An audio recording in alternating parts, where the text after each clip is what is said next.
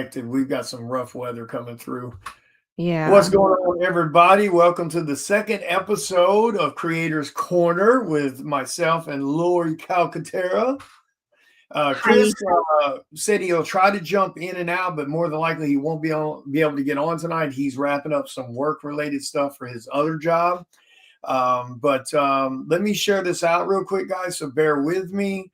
But we're going to be chatting tonight with Michael Gardner, a brand new up-and-coming artist who just landed his first published cover last year with Psycho Sal. So he's done a few other covers since then. How you doing tonight, Ms. Laurie? I'm doing all right. We made it through our weather. Okay. There was some strong when it blew through last night, and it came in like I can't even tell you, like 60-mile-an-hour winds. And then in our neighborhood, one of the houses got struck by lightning and was on fire. So that was scary. But we made it through okay. Nothing got blown away or damaged. We didn't have any hail this time, so thank goodness for that. Right. That's what scares me about North Texas, William, is that I don't understand. Like, we have water towers everywhere. Why isn't the lightning hitting the water towers? Well, I mean, they could be a lot of the stuff that's higher than homes usually have lightning rods on them somewhere and things like that. What's up, Mr. Chris Hayes? But yeah, it's definitely the weather's here. I mean, especially with as weird as our weather has been, I got a feeling this spring, the next couple months is going to be really crazy. I mean, there's some heavy storms going across Tennessee and stuff like right now. I guess that came from you guys yesterday. But let me go ahead and bring Michael on here. What's up, Mr. Gardner? Hey, folks. So, so you guys are probably going to get some rough weather here soon, Michael. If you guys aren't already, I saw the stuff going over. It started raining, but hopefully it won't get too bad. Mountains kind of break it up over this way. Yeah. Where that's are true. you, Michael? Do what? What state are you in, Michael? I'm in Tennessee, East Tennessee. All right. Yeah, it's coming your way. Almost in Virginia. Okay. Tennessee. Yeah, he's got the mountains to help break a lot of it up for them. Yeah. Hopefully. But yeah, we got for tonight's episode, we wanted to bring on, because like I talked about last week and in the pre-show show, we talked about we wanted to bring on, established artists, up and coming artists, veterans, and then different aspects of the industry, from writers to inkers to, comic shop owners and stuff. And of course, we're bringing you on for this show to talk about, kind of what it's like to be, a new artist in this industry, because you got your first published cover last year. And how many covers have you gotten to do so far? Let's see. 1, 2, 5. Nice, very good. Because I know you've done 2 for Psycho Sal, you've done 1 for Cursed Moonlight, and then what's the other ones you got? Rise of the Mummy. Oh yeah, that's right. And Omni Servo. Oh, okay, with Mike Harris, yeah. Yeah. So what, with you being relatively new to this, kind of give people your idea or your opinion on what you think about it so far coming in as a new artist. Because I've been around 8 years. Laurie's been around. How long have you been in now? 4 years. So she's been creating and writing comics for 4 years. So what kind of made you want to jump into this? Because I know you do automotive painting and stuff for your full-time career. What made you want to jump into this? That's just something I've always wanted to do since I was, a kid.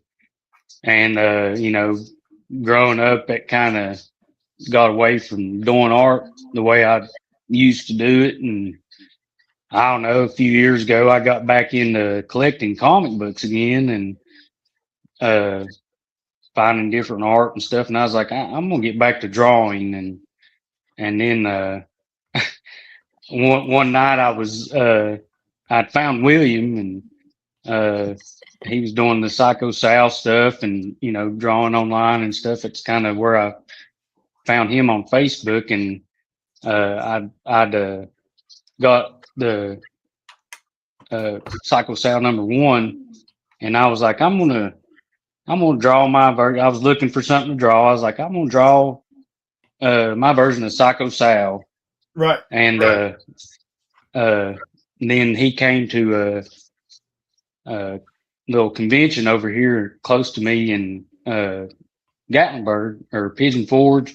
Yeah. And I stopped there and met him, and I was just going to give him, you know, here, I drew this. You're the one that I just want to give it to you, you know. And he was like, man, this is pretty good. He's like, and I was like blown away because he's like, we should put this on the cover. I was like, okay.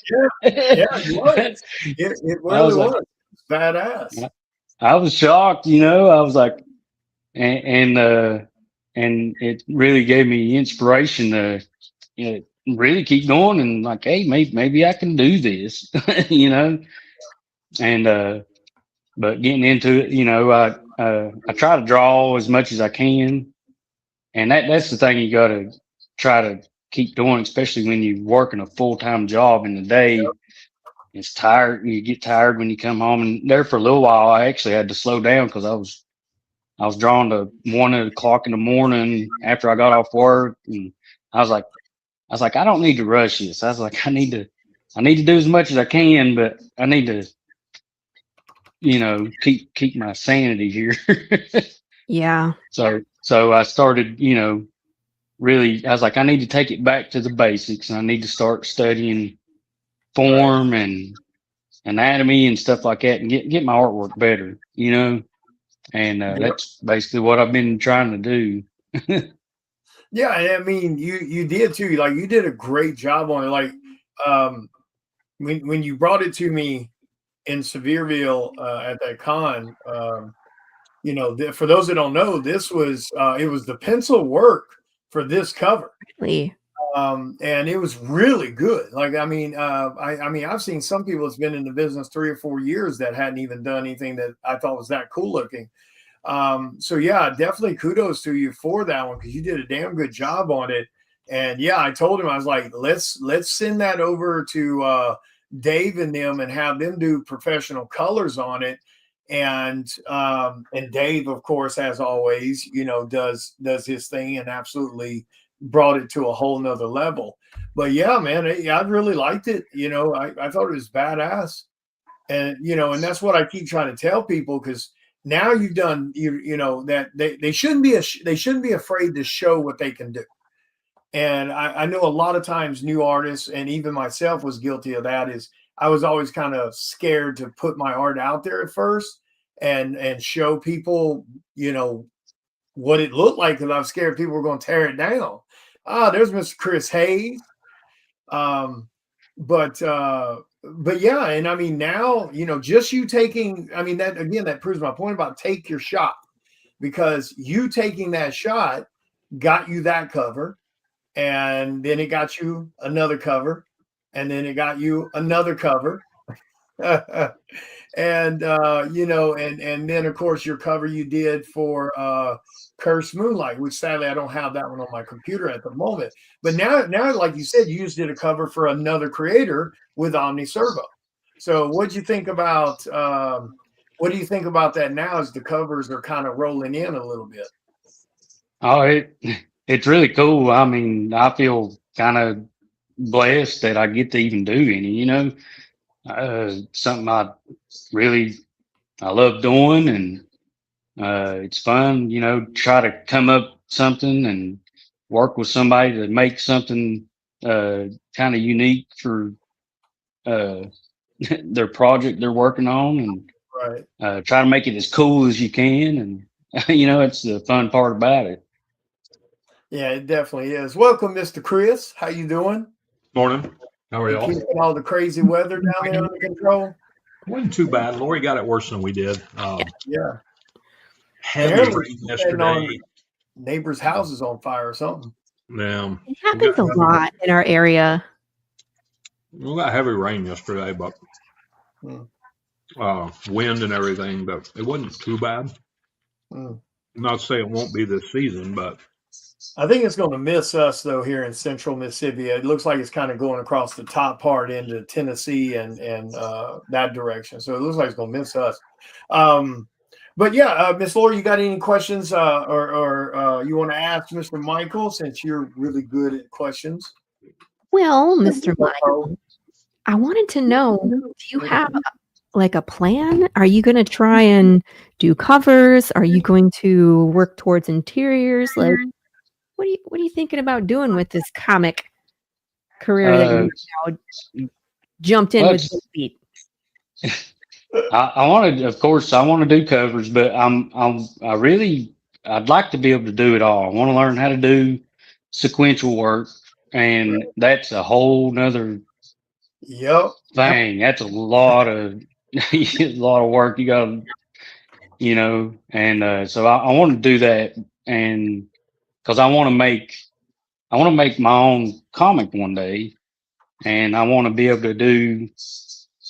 I want to do it from start to finish, like Right. cover. I want to do a cover for it and the interiors for it and the story just to do it. And because I got a story in my head and I, I want to prove to myself that I can do it and it'll help me get better at all the other art that I can try to do too. You know what I mean? It'll save you a hell of a lot more money. That's for damn sure. Yeah. And I mean, like, honestly, just start. You know what I mean? Like, I know that there's things that you can learn about sequential art online, like how to set up a page, how, like the types of panels. Someone sent me like, there's really like what, 12 kinds of panels, and that's about it. And then you just variation of those 12 panels that you put on a page. Am I right, you guys? Yeah, pretty much. Yeah. So, when it comes to sequential, I mean, there's always that standard, with the way pages are set up and the way you tell the stories with them. A lot of people use the same patterns for their sequential, and there's nothing wrong with that. Some people try to, shine it up a little bit with different sizes of panels crossing one another, things like that. I mean, there's really no wrong way as long as the patterns kind of move the right direction for the person's eye, the way we're accustomed to reading. I mean, you guys know more about that with the storytelling because the panels are kind of going to be based off the way you guys write your stories. So, I mean, yeah, but I mean, like, there should be establishing shots, and then there's like when it comes to action, and then it's like how many panels do you put on a page to actually speeds up or slows down the way that people read. So that's just some of the, and I don't draw sequential art, obviously, so I just pick up bits and pieces so I understand, and help my artist we work together to make the best version of what we're working on, right? But the best thing to do is just to jump in with both feet and do it, because you actually putting together the comic is going to be the best education that you'll get. Just go in and try to do it, and then you'll just grow from there. The more you do it, the better you get. Yeah, that's the way I was looking at it. I was like, even if it don't come out great or something, I'll learn the whole process, and then if I need to, I can even redo it. You know what I mean? Like, I'll just keep working at it till I figure out how to get it the way I want it, and that's right.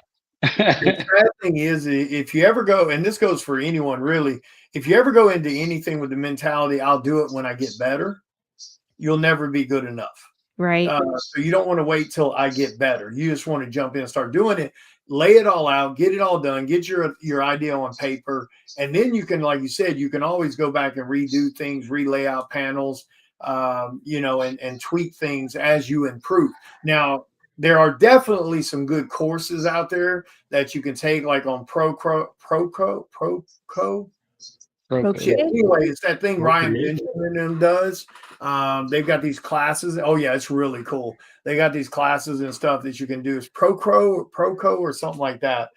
Just look up Ryan Benjamin because they talk about sequentials and they talk about storytelling and stuff like that. It's pretty cool. They do these full-blown courses for all different aspects of comic book creating. What would you say about that, Chris? I mean, that's kind of the best way to do it, right? You think just kind of jump in it and then go back later and adjust as you improve? Yeah, because if I'd have went by that motto that I'll wait until I get better to do something, then I wouldn't have one book out right now. So that's the way I look at it. No, I think you just jump in and do it. And then over time, the more you do it, the better you get. Yeah. What is so with you being a brand new artist and kind of coming into this and seeing what you see, what have you enjoyed the most about it so far, or what has generated the most excitement for you on the creative side of it? Just I don't know, the excitement of like getting to do a cover or something for somebody, and then putting it down on paper and working it out the way you want, and then at the very end, when you finally get done and look at it and say, I think that's pretty damn cool, you know what I mean? And the other and they enjoy it too, So that's really cool. fun. Right. And it's got to be pretty cool being, and I'm sure Laurie and Chris can attest this too. It's got to be pretty cool being, us thinking back to when we first did our first few covers or first few published books from their writing, etc. I mean, it's got to be a pretty badass feeling to land your first cover or two, but then also see how the fans have kind of reacted to it too, because you've gotten a lot of good feedback about the fans, posting your covers, buying your covers off the Kickstarter, and then giving you the kudos about it looking cool and how much they liked it. Oh, definitely. Yeah. It's a weird experience for me because I've never, dealt with anything like that. And I was like, I don't know if I deserve this, but, I really appreciate it. I really do. And, people congratulating me and telling me my stuff looks good. It's really cool, That's that imposter syndrome. Yeah. That. Don't worry. It's amazing how that sucker likes to hang around. Chris, what would you, talking to someone like Michael, who's new on the scene, he's starting to land a few covers with other creators too. With you coming in from the writer creator side of it, like what kind of advice would you give to people like Michael that's just coming in and how they should kind of view landing work, but how to treat that work and stuff like that? Patience. Be patient, because I see Michael and I'm going to reach out to him for a cover, but I didn't know Michael until he did one of your covers. Right. Never met him. I mean, there's millions of people in this country, and I mean, how many artists, how many writers that nobody knows about? Just like Michael and anybody else that stayed. I mean, same way we met Laurie, same way I met you. I would just say patience. Man, I get messages sometimes, it's crazy, from people that are artists and, I'd love to do a cover for you. Oh man, well, appreciate it. I don't have anything for you. And I've got they come right back just rude as hell. Oh, it's because you always use the same stupid. I get to use the same stupid people on your covers, blah, blah, blah. Do you understand that sometimes we trade work for work, and we have a team of people that work together to create these books? There's a lot that goes into these, and I'm not the guy. I always tell myself I'm not the guy that wants 11 covers on a book, but yet I release a book and there's 11 covers. So because I get to that part where I start feeling bad. Oh, okay, I want William to do that. Oh, I got Jonathan. Oh, I got this guy on this. Oh, I got this person on that. Okay, I got this person to do this one on all these different concepts. But yeah, I mean, all I can say, Michael, is stay patient, because your work's getting out there, and more writers and creators are going to start noticing it, and the more work you start putting out, they're going to notice it and start reaching out. Just like now, I know you did Omni Servo, and I actually, I backed that Kickstarter. That was pretty cool. There was awesome covers on that book. So But just like that, you've done a couple for William. You've now gone over and done that new book. So you're on another new creator there. You'll do another one.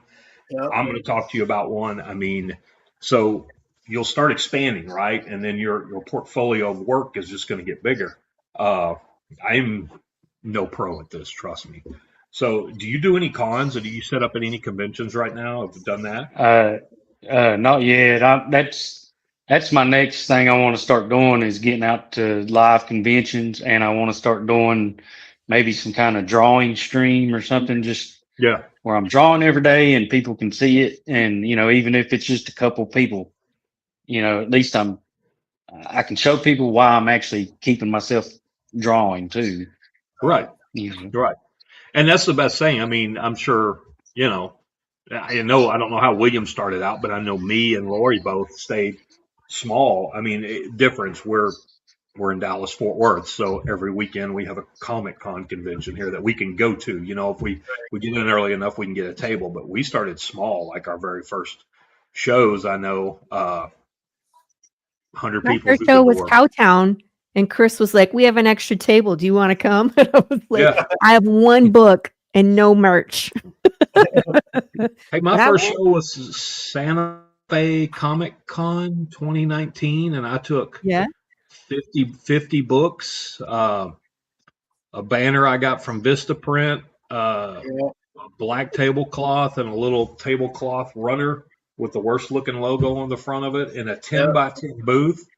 And we had Kim and I went. We had a bowl of candy, and I about sold out of all the books. And I had one book. That was it. First ever story, and sold out of almost all 50 of them. And I was like, "How did that happen?" Nobody knows me here. Nobody knows anything about me. I'm nobody, but I think I sold like 44 out of the 50, which was nice traveling back because it wasn't so heavy on the plane. But you just don't know. And then another thing is you can't get frustrated. I know we talked about this last week's show. Man, if you do a convention, you cannot get frustrated because there could be 10,000 people at a show. I mean, William just experienced this. It wasn't you, but we know other artist creators that were at a show in Texas last weekend. Huge show, great show, tons of foot traffic, a lot of foot traffic for celebrities. A lot of them didn't stop for vendors and artists and pick up their table. Still a good show because they had a ton of numbers come through the door. Yeah. But it wasn't really a creator show, what it wound up to be, they said. And I'm sure things will change on it, but I've heard nothing negative about the show. But again, as a creator, you can't get too frustrated if somebody, you're at a show and you're not selling a lot, especially if there's 5,000 people walking through the door. So but my thing is patience, really. That's one of the biggest problems I have with my area is there's just not a lot of stuff going around me. I have to travel pretty far to start, but I plan on doing it no matter what, finding the ones I can find, even the closer ones, but even the ones that are a little bit further away, just because that's what I'm gonna have to do. But I even thought about going to the flea market and setting up a little table there just to get the experience in of sitting and talking to people, There's nothing wrong with that. I mean, there's absolutely nothing wrong with that. I mean, and now to be fair, I mean, you're there in Tennessee, so it's not too bad. Within 3 to 4 hours of you, there are a few shows around your area. And then, like you said, flea markets just to get the experience of getting comfortable talking to people. Because my first show I ever did, that was my setup at my first ever show. That came off Vistaprint. But now, when I had my merch, though, I've been drawing. Yeah, that's so terrible. That's so bad. That's so bad. It blew mine away. You should see my first setup. That's so bad, though. But so you look at that, and you gotta remember you gotta start somewhere. But that was at a little bitty show that was like 2 hours from me. I think it may have even been a one-day event in Oxford, Mississippi. And now that's a college town, but nobody showed up, so I mean that's where I started. So don't worry about that, just do it, because I mean that's what it looks like now. and that's not even all of it. So, but you did something though. So Michael did something I wish like hell I'd have thought about. Now, to be fair, when I did my first setup, I'd been grinding art for 2 to 4 hours a day, 7 days a week for a year. And then I did my first show within a month of me putting myself on social media after that year. So that's the only reason I had all this content on my table. And that's all original art or prints, cheap ass prints that I had made, like almost Kinko's level prints. Like they were they were so bad. They were I like the little easel in the back with your prices on it. Yeah, exactly. I mean, look how that's how bad it was. We should all set up the table like that. Yeah, all of my prints were printed from pictures on my phone. Like I didn't have nothing to scan high res for, you know. So even all my prints were hand colored prints, like they weren't even digital. So all that stuff you see on my banner or those handful. So don't be afraid to start. But I do have to give you credit on something. You did something that I never thought about when I first started doing covers. And when you got your first cover on Psycho Sal, usually when we do a cover for someone that, for those that may not know, we might get 5 copies of our cover, 10 if the creator's feeling generous, and that's rare. And a lot of times you have to negotiate that 5, but that's all you get. But you went onto the damn Kickstarter for your first damn published cover of Psycho Sal, and you bought a stack of damn regular covers, a stack of foils, some of the metal versions of your cover. Like, I mean, you really took that shit to heart about what I was saying on one of my shows about if you're an artist, you have to invest in yourself and you have to go, okay, I'm going to spend this because I know I'm going to get it back at this point. And like I said, that was something I never thought about out of all the covers I ever did for indie books. I never thought to go on the Kickstarter and buy my own books, because even though you're paying that $10 or $15 on the Kickstarter per book, you'll sell them on your table once you start doing shows for that same $15 or $20, and you'll recoup your money. What the hell made you think of that? Because I've not talked to anyone else, including myself, that thought to do that. Well, I was thinking that when I did start to go doing cons, I mean, it's nice to have prints and stuff like that, but I've been fortunate enough to get on to do some covers. So, so when you have that book there of a published cover, it kind of gives a little bit of legitimacy to it. You know what I mean? And then people, that's something they can buy and you can sign, and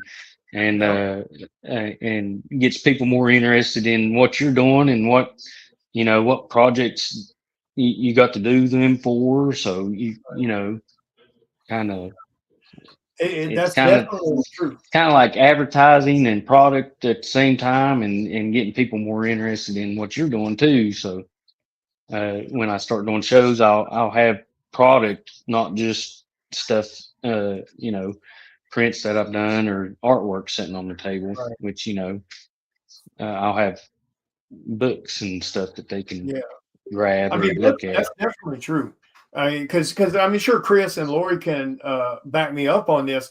When you have a table set up at a show, and if you're an artist and you walk by, because I know I do, when I walk by and I'm walking around and I'm looking at artist tables, and if I see a table and all that's behind, all they have is fan art prints on the back wall, sure, I kind of look at it and I glance at it. But when I look at their table and if I see them have multiple books on a rack where they've done the cover art for, me as a creator, I pay that a little bit more attention. I'm sure Chris and Laurie, you guys probably view that same way, right? If you see the books, you kind of take that a little bit more serious on your searching for cover artists, right? Yeah. Than just fan art prints. Yeah. Yes. Because that tells me that they successfully pitched an idea, followed through, received payment, and got books with it. You know what I mean? Like they went through the entire process. Yep. successfully. Instead of like, I have an idea and I'm on a cover. Well, where is it? Well, I don't have any. It's like, oh, what happened? Chris sent me a picture here of his first show, I'm assuming. Yeah. So here's Chris from his. I have pictures from my first show. That's it. That's my There's setup. Chris. Look at that 10x10 booth. It goes way back. All I have is the banner. And Kim didn't get the front, but there was nothing on the table but a bowl of candy and that little rack right there of the books. That was it. Huh? See, you don't got to come out the gate swinging or nothing like just get out there. I didn't, trust me. You know, so I was impressed I had a shirt. Shit, yours looks better than mine. Mine looks like that little kid in the neighborhood nobody likes, and he just set up hoping somebody come see him. Like, look at that, Jesus! Yeah, that's a lemonade stand gone wrong right there. Yeah, I agree. Lemonade. I agree. I mean, it's definitely like I'm like every time I go, What's up, but Daniel? This I is think- why Don't buy lemonade off that kid. yeah, I think it's still good to go back and look and be like, okay, that's where you came from. So I mean, that's a good thing to be able to see where you came from. You know. Yeah, I just don't want to share the pictures with you two. Wow. Oh, you don't got you got yours. Where's A it at? little bit of abuse. I don't know where it's at. I'm not sharing it. Oh, look at that. She gonna play. I don't know. I lost it. don't Mike's think you that took any kid. Mike's the lemonade stand gone wrong kid, apparently. Who, me or who? Mike? Mike in the chat. Mike hasn't done one yet. Mike hadn't done a show yet either? No. All Wait, right. which Mike we talking about? Harris. How many mics you got on the show? Oh shit! I thought you were calling. I thought you were calling Right Michael there. So Mike Harris, real like in bold letters. I thought you were calling Michael Mike. So Oh, I'm sorry. No. that's why I was like, Mike hasn't done one yet. But I mean, but yeah, that was really damn smart. So when you do your first show, if you show up with a banner and you show up with a rack or two of damn books, dude, right out the gate, you're already ahead of the game of a lot of up and coming artists that are going to show up with a table that looked like mine, if not worse. So, I mean, that was really damn smart, man. I mean, I got to give you kudos on that. But you definitely got to get your feet wet, man. You're going to have to jump in there and get your first show under your belt. Yeah, I got to get out there and do it and get used to communicating with people. I'm not used and to also, just talking to people. One of the smart things that getting the books did is it actually diversified the stuff that's on your table.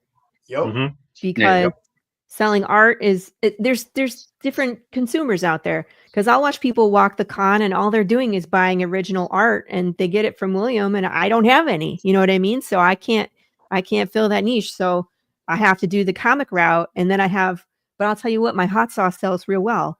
But so when you have both art and comics, then you're going to fill both niches, which is good. Hey, you know what? I got a question for you and Chris, because you guys are with you guys being in a different facet with the writing, creating side. But why have neither of you ever messed with a handful of prints on your table that's of your creation? Oh, I have them. Have you? Oh, okay, my bad. Okay. Yeah, they're on my table. They don't sell. Really? Like big print or? No, people want my book. People want my book. Well, I mean, that's good. I know, but that's the thing is if they're at my table, they're either buying books or hot sauce. I hardly ever sell any of my merch, to be honest with you. Gotcha. Except for that damn hot sauce. Except for the hot sauce. So it's like, I shouldn't even bother bringing all the merch tower that I bring and set up, and it takes me forever. A tower of hot sauce. Yeah, I'll just make it a tower of hot sauce. Yeah. You sold the hell out of damn hot sauce at Texoma. Mm-hmm. Yeah, I always do. What about you, Chris? What do you think about that? Is that an aspect as a creator writer that's just not really worth messing with? Years ago, I've still got the same big rack that sits on half of the table. The other half, I used to have prints in the top loaders, right? And then they'd hang over the front of the table. I'd have 8 prints from just 8 different covers. And anyway, every now and then I'd sell one. But the more books I started putting out, there was no room for prints on my table. So I got rid of the prints. I wound up just giving everything away. I'd had a bunch of them printed.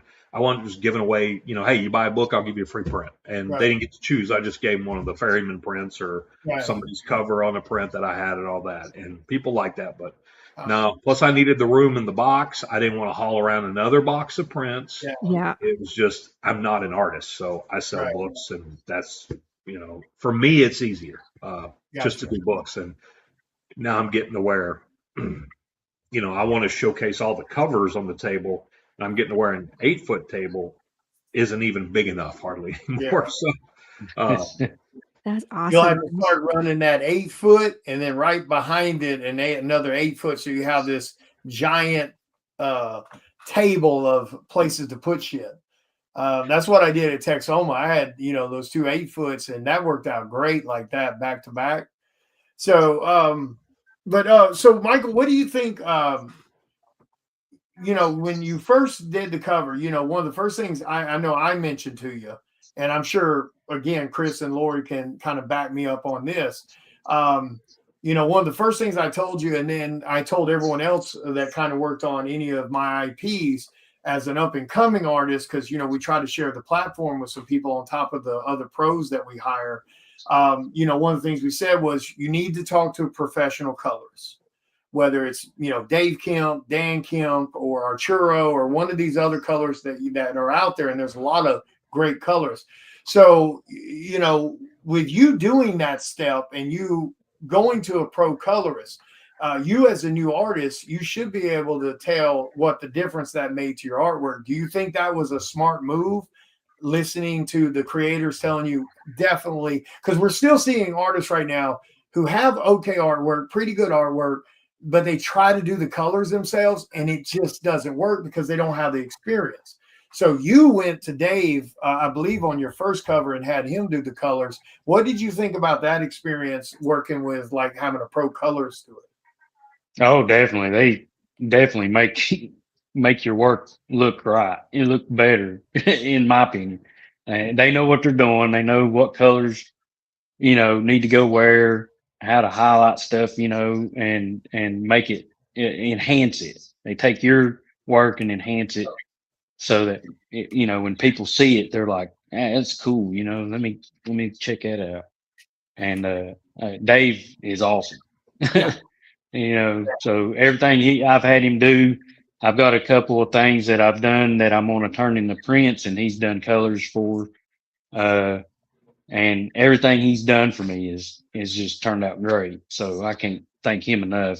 He does a great job. He's professional, and he does it pretty quick when he's got time. Sometimes he gets, he's been, they get loaded up with business. So he's definitely a great guy. Him and his brother, both Dan Kemp, they do incredible work. They're very professional. They're very efficient. But that is one of those things when you're dealing with someone who's good. You got to wait your turn, and sometimes those turnaround times could be a little slower, than others. But they're good dudes. I'm glad you listened to that because there's a lot of artists out there. And don't get me wrong, I understand that paying someone else to color something for you, again, that's falling right back to that thing about investing in yourself. Because the better whether it's prints or published work, the better your work looks, the more opportunities you'll get, doors opening for you. Well, do you have any shows that you're going to start trying? I mean, are you going to try to apply for any shows in or near your area this year? Or are you just going to kind of keep building your, because you're kind of going into it with a little bit more of that, like pre-buying your books to where you have inventory to put on your table. You're doing some of your own prints now and having it professionally colored for your print wall. So you're kind of building your table as you're going. Yeah. So when you step out, you're stepping out looking pretty good. Yeah, that's what I'm trying to do is get so many prints done that I can make and keep practicing that doing like the sketch covers so I can do them a little faster when I get to the shows. Right. And also just have product and get, that way I look at least semi-professional when I get out there and start doing it. And I got to get a banner made and just little small stuff, but I'm getting close. And whenever I do start, I need to get a hold of maybe some of y'all and tell me how the cons work. Like, how do I, because I've never done any. Right. I don't know. I know a lot of them, you got to put an application for it, and then there's a wait list, and I'm sure that's on a lot of the bigger shows, but like, I just don't know how any of it works. No, that's no problem. We'll be happy to, most people are real generous with their information and trying to help people. So yeah, whenever you get to that point where you're ready, like, we can give you some ideas of some shows that we think are really good, small to medium shows, to where the investment on the table costs and things like that aren't extreme, and things like that. But go ahead, Miss Laurie. And I wanted to say, a lot of times the shows will book out 11 months in advance, but that doesn't mean you shouldn't go check them out, because you can go to that con as just walking in the door, pay the, just the door fee to get in, and go walk around. You can take notes. Yep. You can go look at table setups and be like, that's really cool. Or this is what people are looking at and stopping to see and generating, buzz. So you can take notes and write a list of the things that you want at your con table and then chunk away at it. You don't have to buy it all at once, but you can go look at the con and see how is it set up. And, if you walk around and you're quiet, you can hear the vendors talk. Yep. Right? Are they happy? Are they joking around with each other? Like, a lot of time, at Chris and Kim's, we're all friendly. We're all friends. So we're having a blast. If the vendors are having a blast, that's the kind of con you want to go to. Right? So you can already you can start your recon. You can go check out these cons that are happening this summer, because they're probably full already, most likely. Yeah. That's what I was going to say. That's a good idea, though. Right? Just go check them out too. Yeah. What would you say about that, Chris? Kind of the same thing? Yep. Don't give up. What was it? There was a show I've been trying to get into for 2 years, and I've been waitlisted for 2 years. Keep applying. And I got approved this year, finally.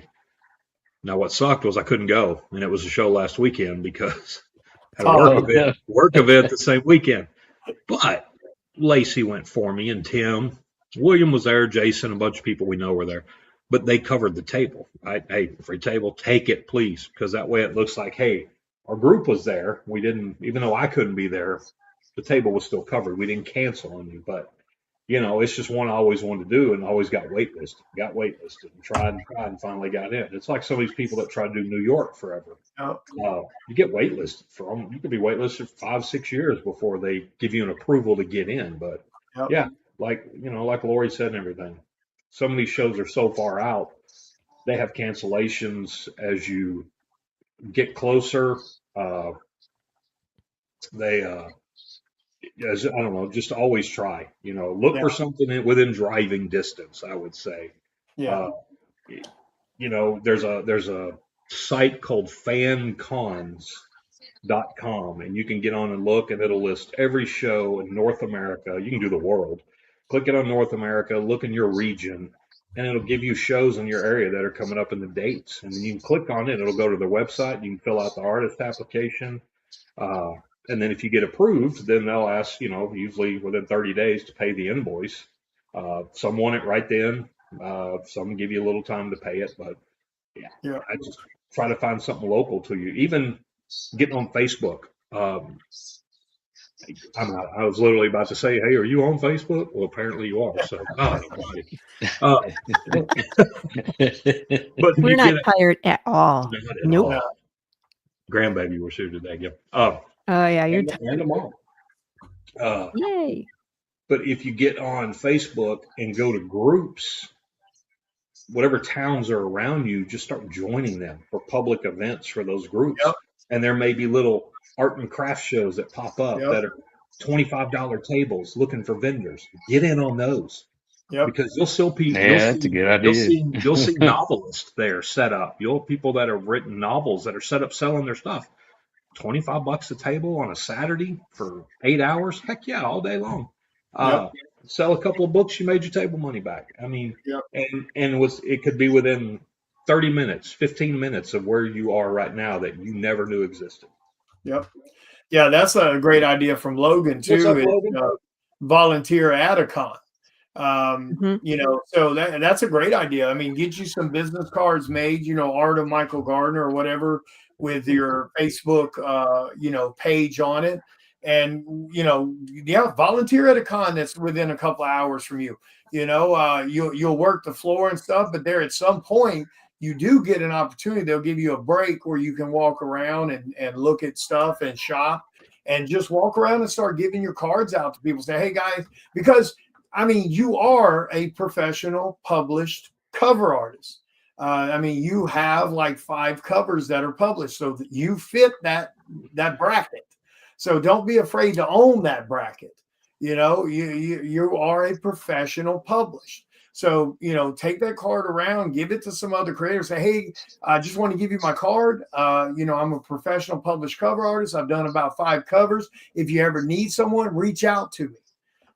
You know, don't be afraid to do that. But yeah, that's a great idea by Laurie and Logan. Walk around the cons, take notes, you know, look at how their setups are in Artist Alley and what you might can borrow from this idea, that idea. But yeah, don't forget about the volunteering. I didn't even think about that. So that's a good idea from Logan. So Logan was actually a volunteer at Texoma. Oh, okay.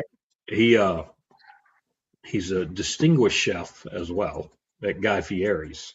Oh, cool. I He didn't know is that. a comic book writer about to launch his first book. congrats. He's another one we need to list to put on the show because he'll have questions too. You know, he'll have answers, and we could give him a little insight. Again, we're not perfect, but Yeah. you know, but yeah, he's a great guy too. He was at our show. He volunteered Friday, Saturday. I mean, yeah, and then we started seeing his posts that looking for artists, doing this, getting ready for his first book to come out. I was like, oh, that's awesome. So, Logan, you got a lot of insight here in this room with, I mean, you got 2 other writers right here. I haven't seen Laurie draw, so I'm not sure, but I don't draw. I No. myself am an established crayon artist along with Michael and William, so we can all do covers for you. That's right. Yeah. Hey man, I might break out some crayons. See, I already got that. I got that market cornered. Can you stay away? Crayons? No, maybe you No? do silly putty, right? And Ah, make it- silly putty. Ooh, 3D covers. I like it. There you go. There you go. It'll still look like that. Yeah, and that's something, you know, when you get to that point where you're wanting to do your own book, Michael, that's something you want to do. Like a lot of people think that, oh, well, I got to go have this and I got to go have that. Shop in the people you know, because that's something that we see lacking a lot in the indie community. Is a lot of people don't want to shop the people they know. I don't know why. Occasionally they will here or there, but for the most part, they're always trying to get this or that or this or that. And the one thing we've definitely learned is slapping the biggest names on your product doesn't guarantee you sales. So, you know, don't jump into it when you're first getting started going, oh, well, I need to go hire so-and-so and pay them, you know, $800 or $1,000 for a cover because their name is up here on this level. So, you know, shop with the people you know. You know, the most important things, no matter who you are, you want to hire the people that are dependable, because a lot of people say that, oh, well, y'all are hiring the same, like Chris said earlier, you're hiring the same people to do covers. Well, there's a reason for that. They're dependable. We trade work sometimes, and we don't have to argue about deadlines. And we know we can give them the idea, or we can tell them around about what we want, and they deliver. When it comes time to promote, they promote without us having to argue with them about promoting, which has to be the dumbest damn argument I've ever seen in my life in this industry. But yeah, so don't be afraid. Why would you not want to promote something that you did? You know what I mean? That makes no sense to me. And it's funny because it's always up and coming artists who begged for work, but then they don't want to promote. But anyway, that's a whole different ballgame. But yeah, I mean, don't be afraid to tap into the people you know. You know, if you ever got a question, I know for me personally, I'm sure Chris or Laurie would say the same thing. If you ever got a question about a different aspect of the industry, feel free to ask. We'll obviously we'll answer you as quickly as we can, as best as we can. But never be afraid to ask for help or ask for opinions or things like that. You know, so keep that in mind too. Shop with the people that you know that are going to help your projects be successful. I mean, wouldn't you guys agree with that, Chris, Laurie? I mean, Yeah, and 100%. people you're comfortable with. Yeah. Yeah, I was gonna say that makes sense anyway. You know, in Yeah. my mind.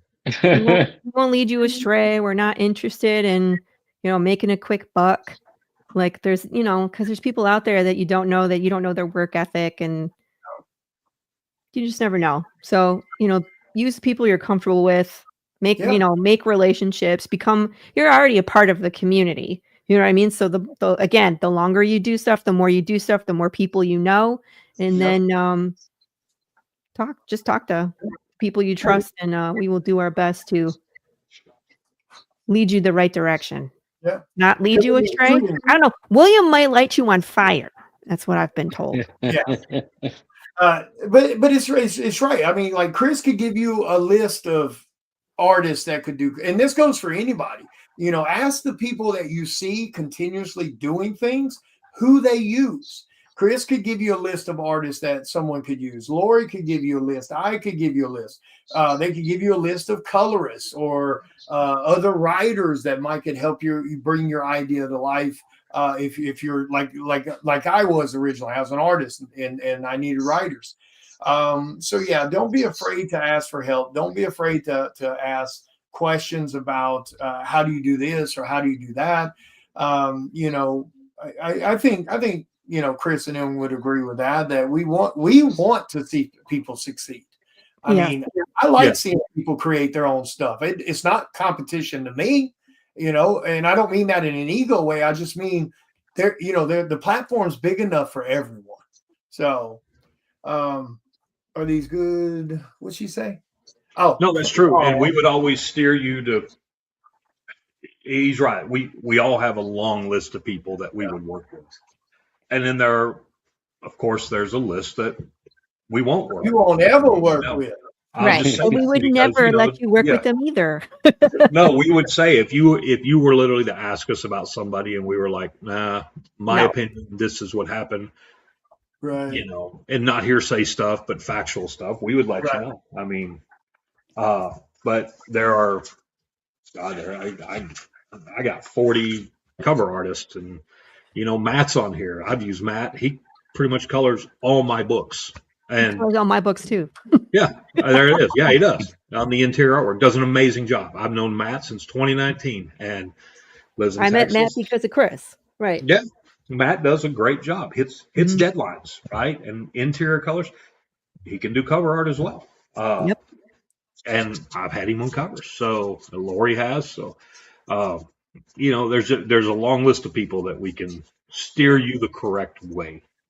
And there are some other people, indie people out there in the world that we're friends with, and we get on their shows and all that too, that we would say, yeah, definitely reach out to them too. There's some that are a little bit bigger name that don't cost an arm and a leg, right? Yeah. That would bring sales because people follow them as well. So like me, bigger name than William. He is a big I'm on level 2. I'm on level 2 now. You're on a 1. You're 2 in your own mind. So. Is that what it is? That's what it is. Yeah. Okay. That's why it's all those busts talk at night, and they get. Is that what it is? All the personality. Yeah, all the personality. That's my audience. Duh. Hey, your books came in finally. What did? Your books came in. Oh, my restocks from. Yeah, I don't know where I put them, but they're here. They came in the other day. Yeah, from 4 months ago. Yeah, though they're here though. I'm like, this must be William's books, and I kind of put them off to the side. And I'm like, they've probably been sitting in a certain person's garage all this time. Is what it is. Oh, well, I had 36 cases of pasta show up at my door. What So, the hell? yeah, we represent a big pasta company. My company Holy does, crap. and they sent samples, and I've been giving pasta out to people. It's good stuff. You know, Well, I Excellent. finally got Merry Standard pasta, the Christmas. #1 pasta out there. Yeah. It's March. Happy Yeah. Easter. He's giving Oh, pasta away. yeah, Happy yeah. birthday. Yeah. I'll break it. Well, I finally got all the Psycho Sound #9 Kickstarter books shipped out. Yay. After I got everything shipped out, I discovered New York shorted me about 20 books, 3 medals, some blood foils. So lots of goody stuff I got to have a conversation about. But they're all out the door. So real quick, we're going to wrap this up a little bit. We're not going to go as long this time as we did last time. Chris, what's your next thing you got coming? Nothing. Nothing? No. The hardcover. And that got delayed because of me, nobody else. It's everything going on.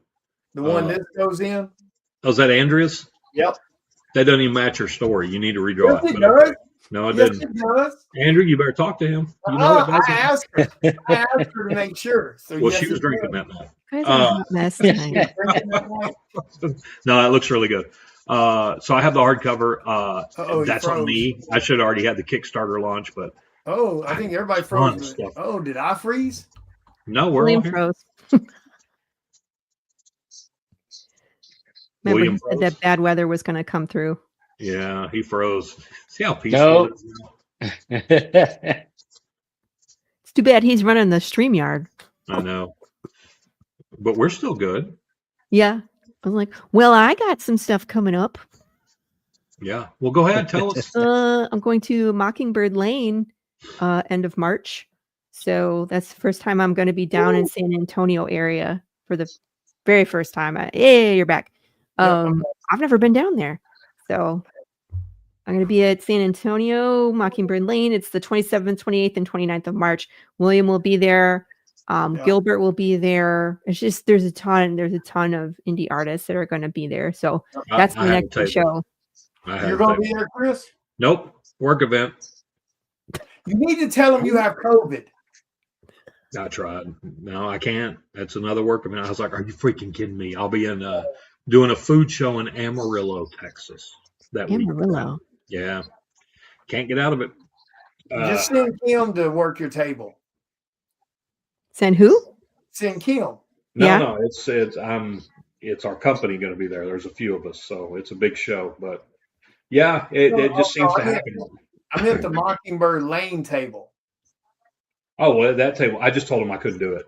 Oh, gotcha. I was like, I wished. I appreciate the opportunity, but I have an event that weekend. I was like, God, because I saw all your flyers. I'm like, God, everybody, they're all going to be there, and I'm going to be freaking Amarillo. But anyway.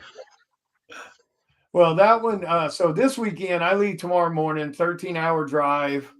Fan Expo Cleveland this weekend, and then I will leave straight from Fan Expo to East Tennessee. I'm going to stay a day or two in East Tennessee, and then I'm going straight to MegaCon Orlando.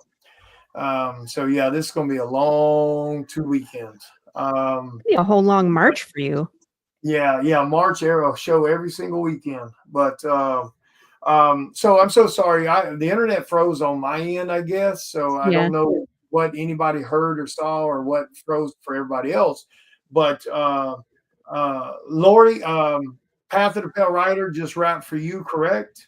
Yeah, I still have late pledges open. So if people want to get books, including William's books, are still available for late pledges. We've had a handful of late pledges already. So you can still climb on in there and get some books. You just can't get hot sauce and merch, sadly. Gotcha. So you guys better jump over there and grab my bundle, because she did you guys a solid. Not only do you get all issues 1 through 8 of my covers, but she gave you guys a free copy of The Naughty. So you guys better jump over there and get that. And of course, Psycho Sal Omnibus Collector's Edition. That goes to print here in the next month and a half. Psycho Sal #9 is all shipped. Rise of the Mummy is at the printers. I'll have those books in hand here soon. But Michael, thank you so much, man, for being on here with us and chatting a little bit. Go ahead. I was going to Oh, say, I was going to give this away. I can't see the comments. So I was going to ask one of y'all to pick a number and have them have the have somebody raffle this off and give it away. hell yeah, we can do that. I tell you what, guys. Michael, you got something right on in front of you? I'm in on this. Heck yeah, y'all everybody get in on it. You gotta type your stuff in chat. You got something to write with, Michael? Yeah, I got something. All right, pick it, Michael. You write down a number. Don't say what it is, of course. You write down a number between 1 and 50, and hold on to that. Everybody in the chat, Michael's giving away an original piece of art for you guys for the ferryman that he drew. So everybody in chat, you pick a number between 1 and 50. And if you see somebody else picking the same number as you, don't redo your damn numbers. Just stay where you're at. If we match numbers, we'll do a roll off. So there you go, guys. Everybody pick a number. Chris, Laurie, you guys jump in there too. Y'all pick a number. Everybody type a number. Connect a YouTube account. That is wrong. Yeah. Yep. You got to have a YouTube. I don't want You're supposed to already have a YouTube. I went the other day and picked me up another AR. Oh, I'm in now. Watch out. Man, Brad. Let me think. Andrea. All right, I give up on y'all. All right. Well, remember, if they pick the same number, you say, okay, we'll do a roll off between whoever has matching numbers. There we go. There's for Charter Comics. And a huge thank you to Michael for giving away an original piece of art as a giveaway. That's pretty damn awesome. So whoever wins, we'll have Michael. You guys, Michael will contact you, or you send Michael your address, and he'll get it shipped out to you. If we catch that shit on eBay, I'm going to block you. Laurie's not eligible to win this. Is that it? Why? You're one of the hosts. So are you. God damn. Yeah, he picked the number. You're supposed to pick one. She picked one. Oh, did she? Oh, okay. Yeah. Oh, okay. I didn't see it. My bad. All right, is that it? I think that's everybody. Give it just a second. Make sure nobody.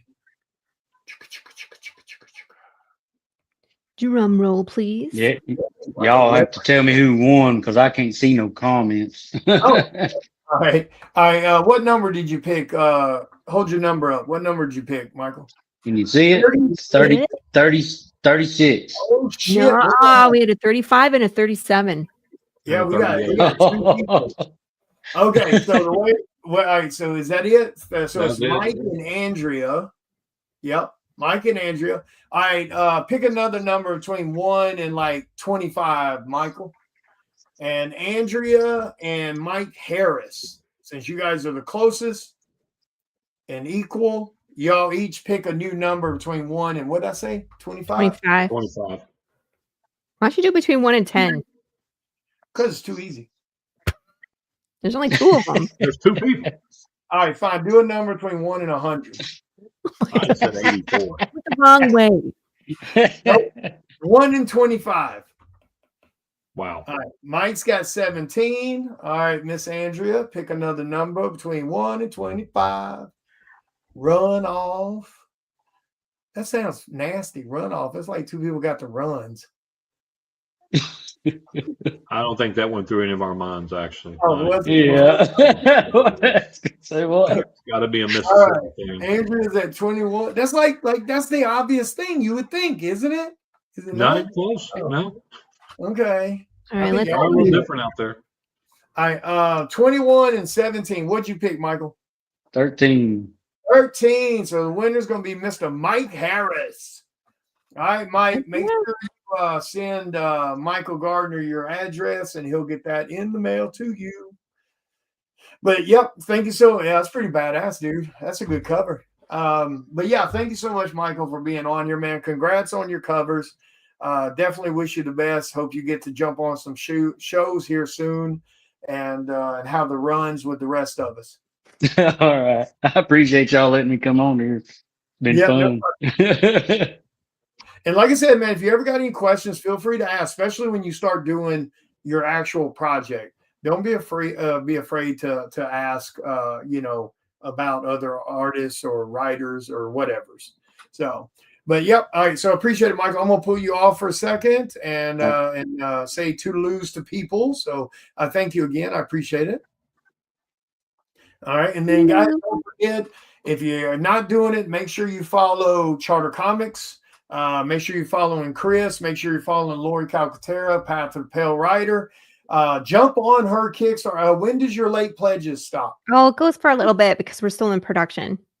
Oh, okay. So I can't give you an exact date yet. I usually leave it up until pretty much until we're shipping. So okay. So those don't have a hard end date on them. They just They don't have to, because I can leave it open until I start the next Kickstarter. Oh, okay. And I always have stock. So it's just another place people can get the books. Yeah. Damn, maybe I need to think about turning on late pledges. I don't ever turn it on. I'm just my gosh, William, I always get late pledges. Always. Really? I'm always I gave you ass 20 days. If you didn't get it, that's not my fault.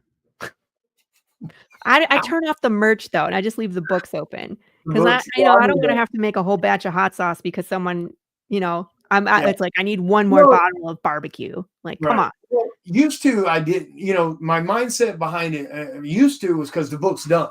So the minute the Kickstarter ended, that 14 days for the funds to clear, just to make sure we have the quantity order right. My order went to print right then.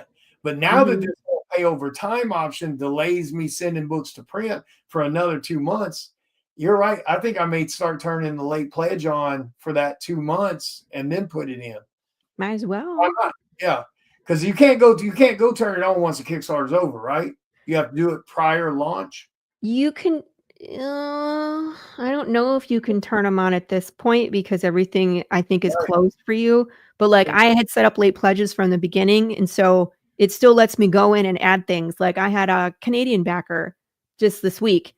And so they inquired. I figured out what their shipping was going to be. I put together a package specifically for that person. And I just made sure that it was labeled as start after campaign. And so it still lets me create stuff. Okay. Yeah. I'll have to keep that in mind. Do you ever mess with that, Chris? Or will you, now that you have the pay over time thing going? Because Chris was kind of in my boat. His book is done before the Kickstarter starts. So his will go straight to print too. Yeah. Yeah, I don't know. I haven't looked at that. All my stuff is usually done before I'll launch Kickstarter. But now we're delayed with the pay over time, so it might be a good thing I usually get 8 to 10 late backers. Really? Okay. All right. Okay. I'll do that. See, I've been good with the pay over time. I got scared. I've had some people do it. I've done it the last two, the Final Crossing and then Dollmaker. I was never going to do it, Laurie, but William's like, oh, do pay over time. Trust me. But then I get scared because when everything comes in, I don't pay attention and I ship it all out. Oops. Yeah. Yeah. So, but I haven't had an issue. I've collected, right? Everything's all collected. But on the last one, I was like, oh crap, I had like 5 people. And I'm like, I've never heard of 3 of these people. Right. Thanks for supporting. But what if they cancel their stuff and I've shipped all their stuff out? Yeah. Now, I never paid attention. I just shipped their packages and I was like, oh shit, I did the pay over time thing with some of these. Some of them I know and I trust and I'm good. So I'll still send their stuff early. I don't care. But yeah, for me, it usually takes me 3 months anyway. Right, you know what I mean? To finish the book, to have everything printed, and then the ungodly amount of merch that I put on my campaign. It takes time. Right. So. Well, I went ahead and told people when I asked them, right before I launched Cycle Sound number 9, I asked people on some posts and on live videos. I told them about the new option, and I was like, do you guys want me to put this on here? I was like, if I do it, the books aren't shipping 14 days after the Kickstarter ends. It's going to take another 2 months before the books ship. Are y'all cool with that? And pretty much everyone was like, oh yeah, that's fine. No problem. Because they're used to everyone else taking 6 months to a year anyway. Yeah. That's the norm. But yeah, I don't ship my books till that third and final payment's collected. Because some of those things are 800, 2,000, 1,000, 500. So you just can't alone. Yeah. So yeah, but it's been pretty cool. I think I've only had 2 people that didn't make their third and final payment on one of the Kickstarters. Now, obviously, Rise of the Mummy just took their third on the 18th of February, so it looks like everybody was okay there. I don't think we missed anybody on that one. Now, obviously, with the omnibus, it'll be a minute before we see how that goes. Well, those are just going to take longer to print anyway. It's not a quick 24-page book. Those. No. And I'm formatting those, and it's going to be like we send it to our guy, and he'll probably send it back 2 or 3 times because changes need to happen. So I'm prepared for that. I just want to make sure you're prepared for that too. So because he'll probably send it back a few times for us to fix things. Right. Yeah, I told him this was a little different, even though technically the series is done. Everything has to be reformatted and redone to fit an omnibus. So yeah, I did tell them that, so they know it's going to be just a little longer, which we have to wait till the second and third payments collect anyway. And which reminds me, I gotta go check again because we had like 4 people that we already have errors on for their first payment. Mm-hmm. So look at what I just sent. Look at what I sent y'all on Messenger. Don't say anything. Don't say anything. Oh, but I want to. No, I don't want. Look a little off to you. Yeah, you can tell exactly what it is. Look at the artist. That's bad. Am I seeing that right? Because it's blatant. That's blatant. And I'm like, don't say nothing on our show. No. But I'm just like, I'm not gonna say no names, but it has to do with art that looks bad in the whole AI way. Wow. Yeah. Wow. There's no way, because that artist has never put out anything like that. Well, you know what? Miss Natalie Sanders. Yeah, see, I'm not talking about people. I will. No, I'm off. I'm not. I don't want to be associated with it. Don't be scared. I'm not, but it's a Charter Comics thing. I'm not getting into that. I don't want to be associated with that stuff on the show. That's completely different than us bitching off the side somewhere on our own personal pages.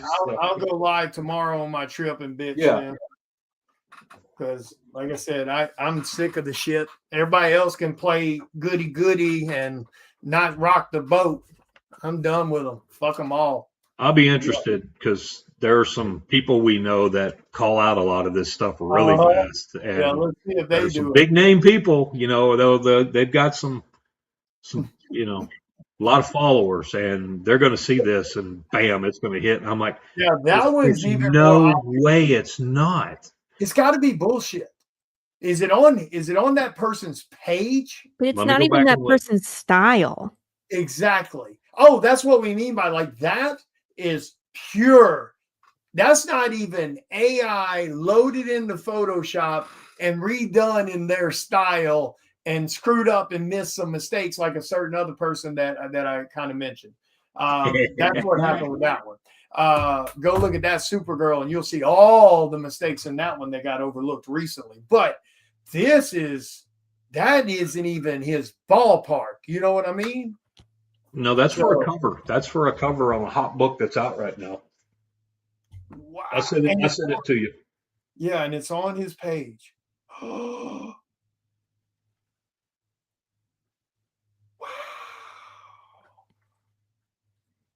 I'm just trying to letter pages. Well, we're talking. I just popped on Facebook and I go, and it's popped you in the face, and I was like, wait a minute. Wow, that's obvious. And then I saw the artist and I go, no. It's so blatant too. That's what I thought. I was like, the collars are jacked up. The hands are weird. Oh my gosh. Look at the shadowing around the collar, around the neck. Uh-huh. Yeah, the lighting is you guys don't shadow like that. No. You pick the light source, and you know where and that's one of the issues. So for anyone that might be wondering what we're talking about, when it comes to AI generated artwork, the AI is getting better. It's getting to where it's not giving you necessarily 7 fingers all the time, things like that, but it's still having issues with matching clothing on one side that would be patterned to the other side. So you see mistakes there. Now, a lot of artists that are kind of getting caught doing it right now, they're loading it into Photoshop and they fix the mistakes they spot. But of course, we're not perfect. We're going to miss things. Hence the Supergirl recently that has some blatant misses in it. So it has issue with matching one side of clothing with the other, or matching patterns. The other one is it cannot match lighting correctly. So where the lighting source should be, you'll get shadows that are not in the correct spot. You'll get lighted areas that are not in the correct areas. And that's something that these people will forget to fix when you go into it, because it's one of those things you have to really pay attention to. Patterns on how fingers actually twist. When it's holding things, it'll have a weird finger. Or when it's doing patterns on necklaces, it can't match the patterns very well. Things like that. And then, of course, it all has that weird color palette. You know what I'm talking about, Chris? Like almost all the AI has that, like all the color palettes look the same. Oh, yeah. Wow. Oh, the other one, it can't do folds well. So like folds in an elbow with clothing, AI has trouble doing those folds correctly. So when you look at the folds on an image, that's usually the places you want to look at. You look at collars, you look at buttons, you look at necklaces, you look at hair. Is hair all of a sudden coming, vanishes, and then comes back in out of nowhere? Do what, Chris? So I felt attacked on that one. So yeah, things like that. And then of course the shadows and the lighting and the folds. Look at the folds in the elbow. Let me get there. On this arm over here. Look how the folds are. His left arm, yes. Our right side, but his left arm. Holding the barrel. Look at that. Look at the folds in the arm right there at the elbow. Yeah, it looks like somebody just took a bunch of scratches, right? All like a circle scratch texture to cover up some stuff. Wow. Holy crap. That's that'll be blowing up all over Facebook in the next 2 days. That's for sure. Yep, that's for sure. But that's the issue we're having right now is some of these artists, and what's so sad is they are extremely talented artists. So that's what is really a kick in the gut. And what it's coming down to is time versus money. How many covers can I churn out in a month to maximize my money making? So now they're going to AI, they're having it spit out an image, they load that into Photoshop, and then they try to correct the stuff they got. But unless you're loading your style, like the other person did, where it does look similar to who her stuff looks like, that doesn't look like anything he has ever done. And I've bought some of his cover art. So it doesn't look. I'll send you a picture, V, in just a minute. And again, you can't. It's there, but it's like it's allegedly from us. We don't know. Well, yeah, of course. Wow. I mean, wow. Now, obviously he's going to deny it. His followers are going to deny it. But again, you can deny all you want to at the end of the day. When there's the obvious mistakes in the image, there's no denying the mistakes. Holy crap. I'm telling you, Chris. Image. We're getting to that point where. Are you putting it into a detector? Uh-huh. Yeah. Time is money, Chris. I would like to hear the percentage. Well, I ain't got no time, but I ain't pumping out anything, so I'm like, I'm good. Yeah. I was upset about the whole Supergirl thing because I actually like that artist. Right. That's the one that's a kick in your gut. When you actually like an artist, and then you catch the shit. That sucks. That's like catching your girlfriend or your fiance or your husband cheating. That's what it feels like. Here's an artist you like. you respect, you really enjoy their work, and then they get caught. Like that Filipidi guy or whatever his was, like last year or the year before, who's an extremely talented artist, got outed for using AI. Yeah. And I mean, I liked his art, so I'm gonna stop liking artists. All right. Anyway, we're gonna get off here, guys. What Chris? Oh, are we still loading it? Okay, my bad. Hold on. Let's see what Chris finds with the Scooby-Doo detector. I mean, I get what Chris was saying. Like, you know, when you do have to be careful about rocking the boat when you fit into certain aspects of the industry. I get that, but yeah, I'm the same way, Jim. I want the real thing. Now, I'll be blunt with you. I don't give two shits if somebody uses an AI prompter to get their idea out of their head into an image that they turn around and redraw, or if you're a writer or creator, you give that image to an artist saying, this is what I'm trying to do, because that does save time. And then you redraw it. I don't care. Knock yourself out. That ain't no different than somebody going to Google search and searching whatever poses or whatever concept and then, trying to create something. I don't give a shit about that. But when you slap stuff into a prompter and then spit it out and slap it on a cover and call it a day, or you slap it into Photoshop, make a couple of fixes and call it a cover, that I don't want to see. Right. It also depends on how much I'm paying you, because if I'm paying you for your full artistic skill and you pull off AI shit, I'm pissed. Bingo. You better give me a half off. If you're cheating and all you're doing is touching it up, that's not what I'm paying for. Well, 97% fake AI. Oh, Is that send me that picture, Chris, of that. I'll post it. I don't give a shit. That's really bad. But use other AI. I used Zero GPT. AI likelihood 97%. Wow. Confidence high. Classification fake. Wow. Well, half off. Or not at all. Let's just put it that way. But that's the hard part too, is like if you're hiring somebody and they're not telling you they're using AI. I'm going to that page I sent y'all to see if people are posting about it. Well, somebody else just sent me a cover.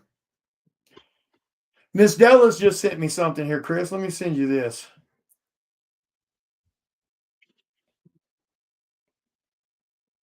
Is it one of my covers that William Russell did? Probably. So that's what she just sent me on so-and-so's book. Oh, no. Jeez. And that doesn't shock me one bit. Yeah, that looks it too. Yeah. Oh, it 100% is AI. You can tell it in the clothing. You can tell it in the...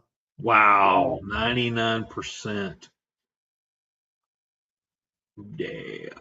How does said person still find work? Because they con people. Most people... All right, so to be fair to the audience, most people don't know what they're looking for. But who did this cover? Who you think? I guarantee it's the first name on that list at the bottom of the cover to the left. Yeah, that's what I was thinking. Yep, and Miss Della just confirmed it. I was pretty sure. Okay.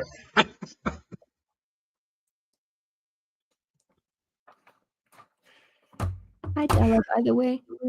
Send her the one that I sent.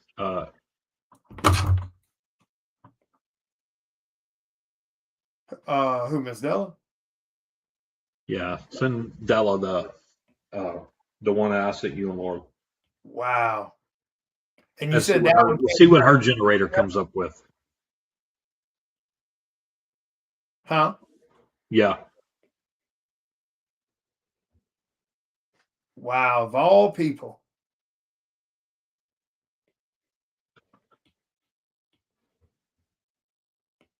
No. Sorry. See, this is what's But this is also why fans don't know, is because here's the thing. I could go right. Here's the sad truth, and this is why Chris doesn't want to get involved, and I completely understand. Because here's the sad truth. I could go right now, and I could post that with the proof and call it out, and I will be the one that gets targeted. I'll be the one that gets labeled a drama, troublemaking piece of trash. They won't look at it with the proof and go, look at that piece of shit, ripping off fans, ripping off other artists. They won't do that. No. Now, some will, but the majority won't, because they don't want to rock the boat with that person either. What do we do? Well, you got people in the chat looking, hey, what is it? What are you looking at? Okay, it's simple. There's a Facebook page called Comic Spot. And they sell covers. Fine, good for them. Yeah. It's on there. Just scroll down a little bit. If it doesn't hit you in the face, I don't know what will. Yeah. That's all. I mean, that simple as that. But this is where we need fans. We need fans to stop buying it. We need fans to stop supporting artists that get outed using AI like that. You know, we need retailers to stop doing business with them. We need comic promoters to stop doing business with them. We need people to start to hell with rocking the boat. They need to burn the bitch down. Because if we don't stop this shit, this is what it's going to turn into. Everyone's going to take the easy way out. I mean, you're going to have your books done in AI. You're going to have your art done in AI. You're going to have your writing done. Like I said, I don't give a shit if you use AI to whatever the word I'm looking for, to come up with your concept and redraw it. I don't give a shit. Knock yourself out. It's no different than Google search. I don't give a shit if you use AI to go through your story and correct the I'm sorry, I'm exhausted. What's the word I'm looking for, Chris? Where you have it, make sure your shit's written right. Like editing and autocorrect. Editing. Yeah, the autocorrect editing or whatever, to make sure it's in, writing format or I fine. Okay, I don't give a shit. But that he just did, that's blatant. The other shit, the other dipshit did, blatant AI. They didn't even try to load it and redraw it. They just straight up slapped it on a cover and called it a fucking day because they're lazy. Excuse my language, guys.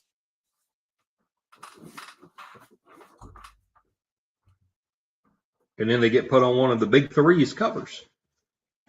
While we that grind our ass off can't get seen. While we that work our asses off can't get in the FOC. You know what's going to happen. Now that we're seeing more of these big names who's on the big three, because I can tell you right now, Supergirl last week wasn't the first. I've already pointed out before with the damn Harley Quinn covers, they're fucking AI, because I've seen the Harley Quinn on the AI searches that she used. People, what's going to happen is everybody's going to get fed up with watching them not getting their opportunities because these people are stealing it, and they're going to start doing AI too. They're going to say, fuck them. I might as well get paid. Wow.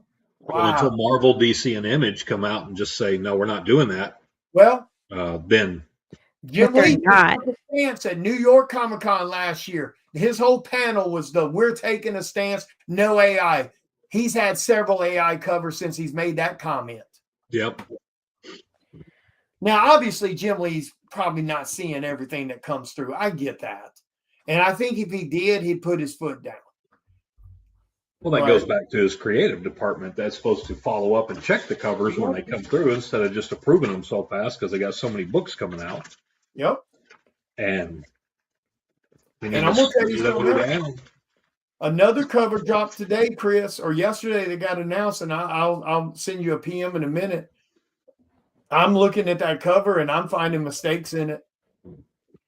Now, Katie brings up a point. One would hope they get their copyright taken away. And this went to court where you cannot copyright AI work. So at some point, hopefully that bites the big three in the butt, right? With their copyright.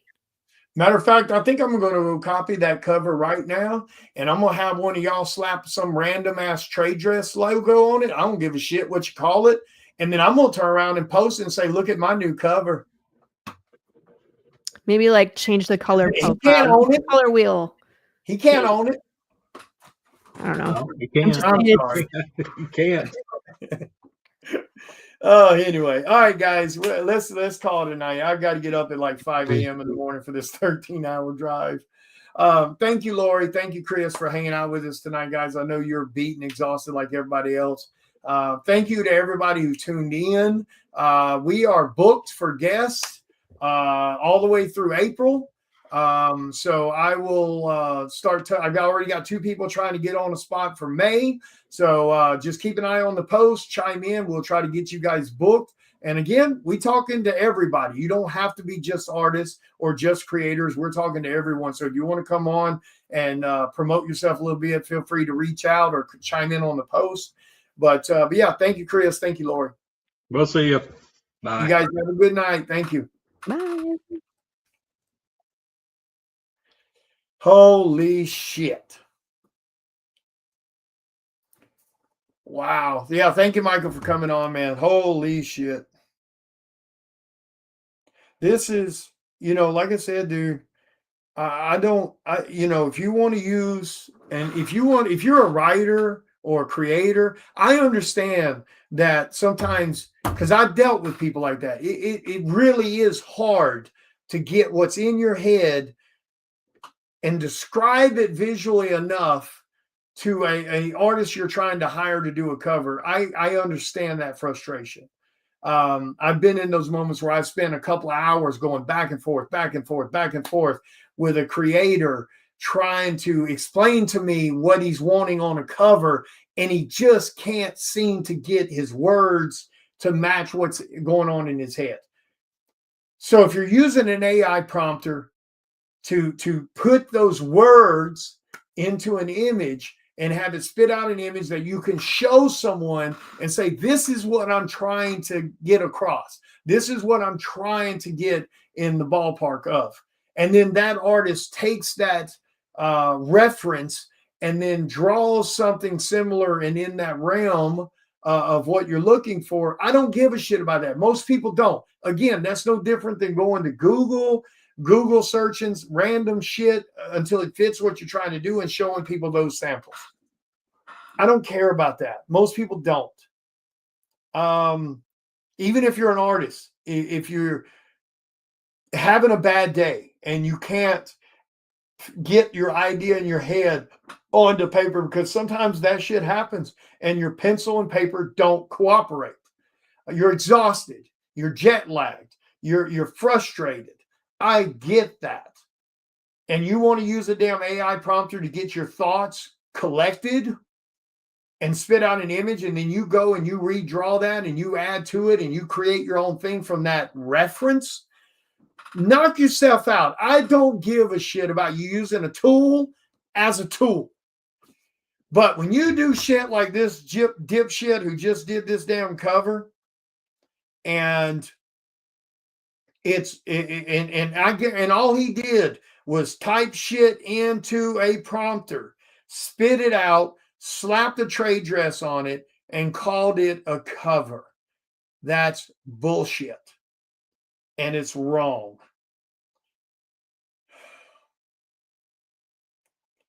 You're lying to yourself. You're lying to fans. You're misrepresenting yourself to other people that would want to hire you as an artist.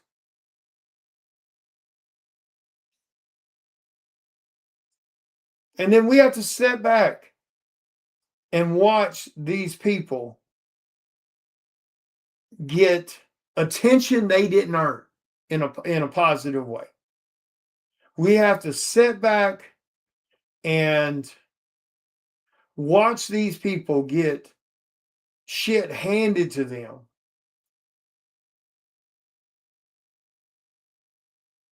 Get opportunities given to them that they don't deserve. and they didn't earn.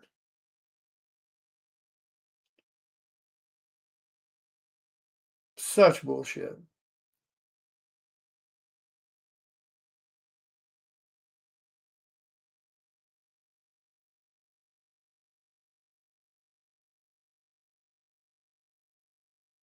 Wow.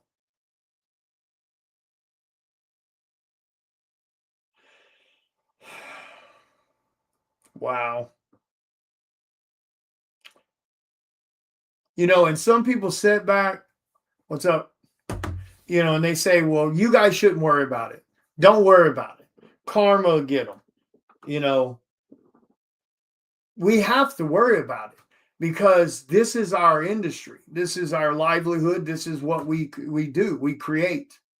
And to sit here and watch artists do this shit and then watch people ignore it, overlook it because they don't want to rock the boat or because they're fans of those artists and they don't want to, you know, to sever ties because they've invested years as a fan. It's bullshit, man. I'm sorry. It's bullshit. It has to be. There can't be a gray area when it comes to it. Like I said, I don't give a shit if you use it as reference. Knock yourself out. I don't care, you know, but you can't be typing words into a prompter, spit that shit out, slap a damn trade dress logo on it and call it a cover. And we're seeing too much of it recently, from people doing covers for DC to people doing covers for indie books. I mean, we're seeing way too much of it now. I mean, way too much. And too many people are turning the other damn cheek, and it's ridiculous. Yeah, that's the way I look at it, V. You should be more pissed if you're a fan and you've invested your fandom and your time and your money into these people. They're just like the damn Supergirl cover. People should be pissed right now about that Supergirl cover by her. You know, this cover by this person that is on that website right now for what was the name of it? That's right now on the Comic Spot auction and whatevers. People should be pissed about that damn machine gun preacher or whoever the hell that character is supposed to be. People should be pissed about that. People should be pissed about that other indie book that deals with Western shit that is blatant AI. Holy shit. Anyway, I got to get off here, guys. I have to leave super early in the morning. I've got a 13-hour drive. I will see some of you guys at Fan Expo Cleveland this weekend in Cleveland, Ohio. Some of you I'll see next weekend in Orlando, Florida at MegaCon Orlando. Yeah, exactly. That's the way. Like I lost all respect for her. I already knew she was kind of doing it, but you know, I was just waiting for more of the hole to get dug so I could, with 100% accuracy, go, okay, now I know it's bullshit, and now I lost all respect for her. And I liked her as an artist, and I won't ever. No, same thing with this asshole. I liked him as an artist, and I won't do shit for him. I mean, I won't support him in any way, shape, or form. Yeah, nope. You know, it's a shame. It's a shame. And they'll get shit handed to them. They're doing covers for Marvel. They're doing covers for DC, and everybody wants to turn the cheek. But see, this is where fans come in, because the sad thing, like I said, I'm not shitting you. I can go post her shit, and I will get labeled the troublemaker. I will be the target of frustration and aggravation. I could post him and I would get targeted. Now, you guys, fans, y'all can call it out. You know, hey, check out this AI shit. You know, sadly, we get labeled the problem child. We get labeled the troublemaker when we do it. It's amazing how that works. But anyway, I'm going to get off here, guys. Yeah, I'll see some of you guys this weekend. Rise of the Mummy is that printer. We'll have those in soon. Cyclosal number 9 books are all shipped. I am waiting on some resupply because we did get shorted on some stuff, so we're getting that fixed. So it's as soon as I have those, and but it should be the only people that I'm short on is some books for the artists who did covers. I think there's a couple of medals and stuff that got misprinted, shipped. So I've got a couple of issues there, but that's kind of normal. Anytime you're doing orders that big for a Kickstarter, you're going to have some miscounts. You're going to have some, we accidentally printed too much of this and not enough of that. It happens. And we just, everybody's got their orders. Once we can process everything, we'll put in an order to get those redos done. So just bear with me. It'll take a couple weeks, but we'll get that done for those that may have missed on something. But anyway, I'm going to get off here. You guys have a great night. Thank you for tuning in. If you see the AI shit, guys, and you're unsure, send me a picture. I'll point out the shit that's incorrect in those images so you know what to look for. Don't be afraid to call it out, because that's, like I said, we can only stand so far and we get blacklisted. You guys as fans, y'all can call it out without any repercussions. So if you see it, say something. If you're unsure, send it to me, send it to Chris, send it to one of us that knows what the hell to look for, and we'll show you the mistakes on those images so you know what to look for. But anyway, you guys have a great night. I love you. Thank you for tuning in. We really do appreciate that. Tune in next Wednesday. I don't know if I'll be able to go live next Wednesday, because I'll be traveling from Cleveland to Orlando. I'll see what I can do. If I can get into a hotel or something that I can get access to a computer, I'll try to do that, but we'll see. It may just be Chris and Laurie doing that interview, but I'll let you guys know. Don't forget, guys, jump over. They're almost sold out. Grab one of those books for Fame #1, the Pennywise homage to the Simpsons. That book is almost sold out. It's only a 50 print run of the Trade Dress and Virgin, Lava Virgins. So jump over there and grab a copy of that before they're gone, because they are almost gone. The post is on my page. Just scroll down a little bit. You'll see the pre-sale post for Joe with the Fame #1. Welcome to Springfield. Yeah, thank you, V. I appreciate it. You too, Jim. Thank you, guys. And for everybody that grabbed a copy, thank you so much. But I can't stress this enough. You better go grab your claims if you're going to get one. Beautiful damn Pennywise homage cover with the Krusty the Clown and the Simpsons. That cover was a lot of fun to do. So thank you to Joe for having me on that project. Huge thank you to Dave Kim for doing the badass colors. But go get a copy. I'm not shitting you. It's almost sold out, and it's only been up since 10 a.m. this morning. So 12 hours, and it's almost gone already. So thank you, guys. Have a great night. Hopefully see you guys next Wednesday. Take care, guys.